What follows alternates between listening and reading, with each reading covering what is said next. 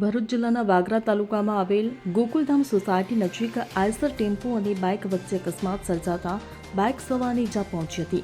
વાગરા તરફથી સારણ તરફ જતા વળાંક પાસે આવેલ ગોકુલધામ સોસાયટી નજીક બપોરના સમયે એક આઈસર ટેમ્પો અને બાઇક વચ્ચે અકસ્માત સર્જાયો હતો। અકસ્માતમાં બાઇક સવારને માથાના ભાગે તથા શરીરના ભાગે ગંભીર ઇજાઓ થવા પામી હતી। મળતી માહિતી અનુસાર મહેન્દ્રભાઈ તેઓની મોટરસાયકલ લઈ બપોરના 2 વાગ્યાના કોઠિયા ગામે જતા હતા।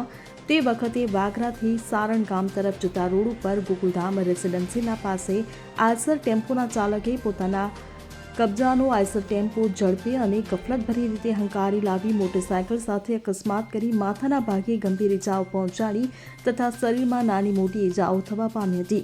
અકસ્માત સર્જાતા આઈસર ટેમ્પો ચાલક પોતાનો ટેમ્પો મૂકી ત્યાંથી ફરાર થઈ ગયો હતો, જેથી વાગરા પોલીસે ગુનો નોંધી ચાલકને પકડી પાડવાના ચક્રો ગતિમાન કર્યા છે। સૈફ અલી ભટ્ટી સાથે CN24 ન્યૂઝ વાગરા।